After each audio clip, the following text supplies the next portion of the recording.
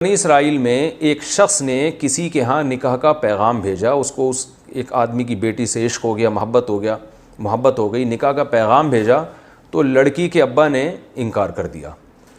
جب انکار کیا تو اس نے غیرت تو نہیں کہنی چاہیے، بے غیرتی کہنی چاہیے اس نے جناب اس کے والد کو قتل کر دیا، اور یہ چپکے سے قتل کیا۔ اب وہ قوم کا ایک اچھا آدمی تھا، معزز آدمی تھا، پتہ ہی نہیں چل رہا اس کا قاتل کدھر ہے، تو بڑے پھڈے شروع ہو گئے۔ تو اللہ تعالیٰ نے کیا کیا، حکم دیا موسیٰ علیہ السلام کو ایک معجزے کے طور پر کہ میں ایک معجزہ بھی ظاہر کرنا چاہتا ہوں، اور لوگوں کو یہ بھی پتہ چل جائے کہ میں مردوں کو زندہ کیسے کروں گا، یہ بھی پتہ چل جائے۔ تو بنی اسرائیل کو حکم دیا کہ گائے ذبح کرو، اور گائے جب ذبح ہوگی تو اس گائے کے اس ایک حصے کو نا، گوشت کا ایک ٹکڑا اٹھا کے جو مقتول ہے، جس کا قتل ہوا ہے، اس کو مارا جائے گا، تو اللہ اپنی قدرت سے اس مقتول کو زندہ کر دے گا، اور مقتول خود اٹھ کے قاتل کا نام بتائے گا۔ تو یہ ایک بڑا ظاہر ہے موسیٰ علیہ السلام کا ایک معجزہ ظاہر کرنا تھا، اور اس میں بڑا مقصد یہ بھی تھا کہ اللہ بنی اسرائیل کو کھلی آنکھوں یہ دکھانا چاہتے تھے کہ دیکھو میں مردوں کو زندہ کر سکتا ہوں، ورنہ گائے کا گوشت مردے پہ لگاؤ تو اس میں کیا اس میں کون سا کوئی سائنٹیفک کوئی لاجیکل بات ہے کہ جس سے مردہ زندہ ہو، کوئی اس کی سائنٹیفک لاجک تو نہیں ہے، اللہ اپنی قدرت سے کرے گا۔ اور گائے یہ کرنے کی ضرورت کیا تھی کہ گائے ذبح کرو اور گائے کا گوشت قاتل کے لگاؤ؟ اس کی حکمت بعض علماء نے یہ بیان کی ہے کہ عین ممکن ہے کہ اس زمانے میں گائے کی پرستش ہوتی ہو، اور اس کے دو قرائن ہیں، ان علماء کی بات کے مضبوط ہونے کی دو قرائن ہیں جن سے پتہ چلتا ہے کہ یہ بات بڑی جاندار ہے۔ نمبر ایک، آج بھی ہم دیکھتے ہیں کہ ہندو گائے کی عبادت کرتے ہیں، تو اس سے ہمیں پتہ چلتا ہے کہ قوم ایک ایسی گزری ہے ماضی میں جو گائے کو معبود سمجھا کرتے تھے، اور یہ اسی کے اثرات ہیں ہندوؤں میں جو گائے کی پرستش ہو رہی ہے۔ اور اس کی تائید اس واقعے سے بھی ہوتی ہے کہ موسیٰ علیہ السلام جب تورات لینے کے لیے کوہ طور پہ گئے ہیں تو پیچھے بنی اسرائیل نے گائے کا بچھڑا بنا کے سونے کا اس کی پوجا کرنا شروع کر دی، حالانکہ جو مشرک ہوتے ہیں وہ بتوں کی پوجا کرتے ہیں، گائے کی عام طور پہ نہیں کرتے۔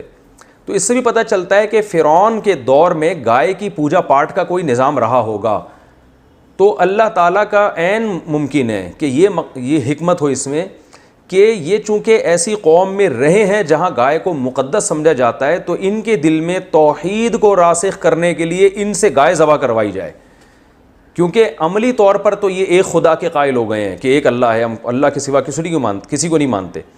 لیکن آپ خود سوچیں نا، جب جیسے کوئی ہندو ہمیشہ گائے کی عبادت کرتا رہا ہو، اب اگر وہ اسلام قبول بھی کرے گا تو اس کے لاشعور میں گائے کا کچھ نہ کچھ تقدس بیٹھ جائے گا، اور اب اس سے آپ بکری ذبح کرنے کا کہیں کر دے گا، اور اس سے آپ کہیں کہ اونٹ نہر کرو کر دے گا، لیکن جب گائے پہ چھری پھیرنے کی بات آئے گی تو سوچیں کہ ساری زندگی جس کی عبادت کی ہو تو چھری پھیرتے ہوئے تھوڑا سا وہ ڈرے گا، ایک لاشعور میں ہوتا ہے انسان کے۔ تو اللہ تعالیٰ نے عین ممکن ہے، میں عین ممکن اس لیے کہہ رہا ہوں کہ یہ کوئی اس بارے میں صحیح حدیث موجود نہیں ہے ہمارے پاس، لیکن علماء کا قول ہے جس کی تائید ہوتی ہے ان چیزوں سے جو میں آپ کے سامنے پیش کر رہا ہوں۔ تو عین ممکن ہے کہ اللہ تعالیٰ نے ان کے دلوں سے گائے کی جو معبود ہونے کا تصور ہے اس کو بالکل کھرچ کے نکالنے کے لیے کہ بھئی گائے بالکل ایسے ہی ایک جانور ہے جیسے بکری ہے، جیسے دمبا ہے، جب چاہتے ہو کاٹ کے کھا جاتے ہو، تو یہ بھی ایک ایسا جانور ہے، دودھ لو، جب دودھ دینا ختم کر دے کاٹ کے کھا جاؤ اس کو۔ ویسے کسی کو اپنی گائے سے محبت ہو جائے تو ایک الگ بات ہے، وہ اس میں نہ کاٹ کے کھائے۔ ویسے جب ہم جانور پالتے ہیں محبت ہو جاتی ہے تو وہ تو بلی سے بھی ہو سکتی ہے، کتے سے بھی ہو جاتی ہے لوگوں کو، اور بکری سے بھی ہو جاتی ہے، اس میں گائے کی تو کوئی خاصیت نہیں ہے نا، تو وہ ایک الگ بات ہے۔ لیکن نارملی گائے کو مقدس سمجھ کے نہ کاٹنا یہ اسلام کی تعلیمات کے بالکل خلافی ہے، اس میں شرک کا شائبہ ہے۔ تو اس لیے بنی اسرائیل سے حکم دیا گیا گائے کاٹو، گائے جب کاٹو گے تو ان کے دل میں گائے کا تقدس نکلے گا، تو عین ممکن ہے۔ تو اب یہاں سے یہ بات شروع ہو رہی ہے۔ اللہ نے فرمایا وَإِذْ قَالَ مُوسَىٰ لِقَوْمِهِ، اس وقت کو یاد کرو جب موسیٰ نے اپنی قوم سے کہا کہ اللہ تمہیں حکم دیتے ہیں کہ تم ایک گائے ذبح کرو۔ تو اب ایک دم نا، چونکہ شرک سے مانوس ہو چکے تھے، گائے کو بچھڑا بنا کے عبادت بھی کر چکے تھے، اور فرعونیوں میں بھی ایسے گائے کی عبادت کرنے والے لوگ ہوں گے، ان کے ساتھ رہ کے کچھ نہ کچھ تقدس آ گیا تھا گائے کا۔ تو ایک دم ان کو دماغ میں خیال آیا اور کہنے لگے اے موسیٰ اتتخذونہ ہزوا، کہ آپ ہمارے ساتھ مزاح کر رہے ہیں، کیسی عجیب عجیب باتوں کا آپ ہمیں آرڈر دے رہے ہیں۔ حالانکہ جو پیغمبر کو مانتا ہے وہ پیغمبر کے حکم کے آگے چون و چرا نہیں کرتا. یہ بالکل اس سے ہمیں یہ بھی پتہ چلتا ہے. دیکھیں اللہ نے ہمیں بھی بقرعید کے دن گائے بکرے کاٹنے کا حکم دیا, تو صحابہ کرام کو جب رسول اللہ صلی اللہ علیہ وسلم نے بقرعید کے دن جانور کاٹنے کا حکم دیا, انہوں نے یہ لفظ نہیں کہا کہ یا رسول اللہ کیسی بات کا حکم دے رہے ہیں آپ, بلکہ فوراً بڑھ چڑھ کے انہوں نے قربانی کرنا شروع کر دی. تو یہ فرق تھا صحابہ میں اور بنی اسرائیل میں.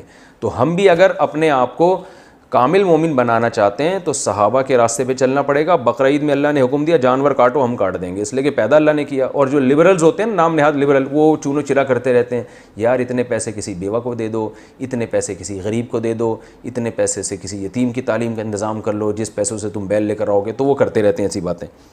تو بنی اسرائیل بھی کہنے لگے تتخذون حضوا, یہ کس قسم کا آرڈر دے رہے ہیں آپ؟ نماز کا حکم دیں, روزے کا حکم دیں, سمجھ میں آتا ہے, گائے کاٹنا کیا ہے؟ تو اتتخذون حضوا, کیا آپ ہمارے ساتھ مذاق کر رہے ہیں؟ حضرت موسیٰ کو غضب آیا کہ میری قوم کیسے بات کر رہی ہے مجھ سے. قال موسیٰ علیہ السلام نے فرمایا اعوذ باللہ ان اکون من الجاہلین, میں اللہ کی پناہ مانگتا ہوں اس چیز سے کہ میں جہالت والی بات کروں. میں پیغمبر ہو کے تمہیں آرڈر دے رہا ہوں اور اس میں سنجیدہ نہ ہوں, یہ کیسے ہو سکتا ہے؟ اب بنی اسرائیل کو یقین آ گیا بھائی یہ تو واقعی آرڈر ہے. قالوا, تو بنی اسرائیل کہنے لگے, اب لیت و لعل سے کام لینے لگے. جب انسان نے کسی حکم کو پورا نہیں کرنا ہوتا نا تو وہ 100 سوالات آگے شروع کر دیتا ہے. وہ سوالات شروع کر دیے کیونکہ اب تکلیف ہو رہی تھی گائے کاٹتے ہوئے. تو کہنے لگے ادعو لنا ربک, اپنے رب سے پوچھئے, یبین لنا, ہمیں بتائے, ما ہی, کون سی گائے بھائی؟ گایوں کی تو درجنوں قسمیں ہیں. حالانکہ عقل مندی کا تقاضا یہ تھا, حدیث میں آتا ہے اگر بنی اسرائیل اتنے سوالات نہ پوچھتے نا تو جو گائے کاٹ دیتے اللہ قبول کر لیتا, جو مل جاتی کاٹ دیتے. خود پوچھ کے اپنے اوپر پابندیاں. ما ہی, کیڑی گائے؟ قال انہ یقول انہا بقرۃ, جب آپ پابندیاں لگوائیں گے تو پھر اللہ بھی لگائے گا پابندی آپ کے اوپر. تبھی قرآن میں آتا ہے نا دوسرے مقام پہ, لا تسألوا عن اشیاء ان تبد لکم تسؤکم, اے ایمان والو ایسے سوالات مت پوچھا کرو کہ اگر ان کا تمہیں جواب مل جائے تو تم اور پریشان ہو جاؤ. تو جتنا اللہ نے مبہم جو چیز رکھی ہے نا اس کو مبہم ہی رہنے دو. تبھی علماء نے اسی سے یہ استدلال کیا ہے کہ اگر کوئی شخص آپ کو ہدیہ دیتا ہے یا آپ کی دعوت کرتا ہے تو آپ اس سے خود سے نہ پوچھیں کہ تمہارا ذریعہ آمدن کیا ہے. مسلمان ہیں, اچھا گمان رکھیں, حلال ہی کماتا ہوگا, جائیں کھا پی کے پتلی گلی سے نکل لیں. خام خواہ میں تفتیش کرنا, بھائی آپ ذرا یہ بتائیں کہ یہ جو آپ مجھے کوفتے کھلا رہے ہیں یہ آپ نے کہاں سے خریدے, کتنے کے خریدے؟ تو پوچھ کے اپنے اوپر پابندیاں نہ لگوائیں. ہاں کسی سے لانگ ٹرم کوئی معاہدہ ہو اور طویل تجارت کرنی ہے یا کہیں رشتہ بھیجنا ہے تو اس میں پھر یہ پہلے سے پوچھ لیں کہ آپ کی ارننگ کیا ہے. اس لیے کہ اگر بعد میں آپ کی وہاں شادی ہو جاتی ہے, پھر پتہ چلتا ہے کہ ان کا تو شراب خانہ ہے, تو پھر آپ ساری زندگی کیسے اجتناب کرو گے؟ یعنی پھر تو کیونکہ وہاں بہت لمبا معاملہ ہے نا آپ کا, آج نہیں تو کل تو پتہ چل ہی جائے گا. تو جو چیز کل پتہ چلنی ہے تو انسان پھر پہلے سے پوچھ لے. لیکن اگر کبھی کبھار لوگوں سے معاملات ہیں, کوئی آپ سے خرید و فروخت کر رہا ہے کچھ, تو پھر اس سے پوچھنے کی شریعت میں اجازت نہیں ہے, کیونکہ سوال پوچھ کے اپنے آپ کو مشکلات میں نہ ڈالیں. ہاں ضروری علم حاصل کرنا بہرحال ضروری ہے. تو اللہ نے فرمایا ما ہی, کیڑی گائے, وہ بنی اسرائیل نے کہا ما ہی, کیڑی گائے. قال انہ یقول انہا بقرۃ لا فارض ولا بکر, وہ نہ تو معمر گائے ہو نہ بالکل بچی ہو, درمیانی ایج کی گائے ہونی چاہیے, بالکل درمیان میں. فافعلوا ما تؤمرون, اور پھر حضرت موسیٰ نے ان سے کہہ دیا اب جو تمہیں حکم دیا جا رہا ہے کر گزرو, مزید سوالات نہ پوچھو, بس درمیانی عمر کی گائے کاٹ دو. نہیں جی, ان کو بھی کوئی تکلیف تھی. قال ادع لنا ربک, اللہ سے پوچھئے, یبین لنا, ہمیں بتائے وہ, ما لونہا, کلر کیسا ہونا چاہیے. گائے تو کالی بھی ہوتی ہے, سفید بھی ہوتی ہے, لال بھی ہوتی ہے, کلر ذرا ڈیفائن ہو جائے تو ذرا ہمیں ذرا تسلی ہو جائے گی. قال انہ, حضرت موسیٰ نے فرمایا, دیکھیں اللہ یہ بھی کہہ سکتے تھے جو چاہے کلر, لیکن اللہ نے بھی ان کو سزا دی کہ جب پوچھ رہے ہو تو پھر یہ والا کلر ہونا چاہیے.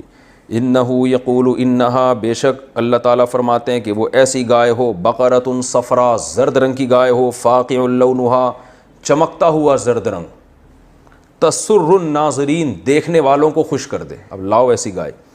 لیکن ابھی بھی ان کو تسلی نہیں ہوئی تھی تو کہنے لگے ادعو لنا ربک یبین لنا ما ہی, اللہ سے پوچھیں کیڑی گائے. ابھی بھی سمجھ میں نہیں آ رہی, زرد رنگ کی تو بہت ساری گائے ہوتی ہیں, ان البقرہ تشابہ علینا، گائے کے معاملے میں ہم ابھی بھی کنفیوز ہیں، گائے ہم پر مشتبہ ہو گئی ہے. لیکن ایک جملہ ان کی زبان سے اس دفعہ اچھا نکل گیا، وَإِنَّا إِن شَاءَ اللَّهُ، اگر اللہ نے چاہا، یعنی انشاءاللہ لَمُهْتَدُونَ، اللہ نے چاہا تو اب ہمیں پتہ چل جائے گا. حدیث میں آتا ہے یہ انشاءاللہ کہنے کی برکت تھی کہ اگلے سوال کے جواب ملنے پر انہوں نے گائے ذبح کر دی. اگر انشاءاللہ نہ کہتے نا تو ان پر اللہ کا عذاب آتا، کیونکہ اگلے سوال کا جواب بھی ان کو ملتا، اس کے بعد بھی یہ نہ کرتے، پھر وہ اور سوال پوچھتے تو اللہ کا عذاب آ جاتا کہ تم نے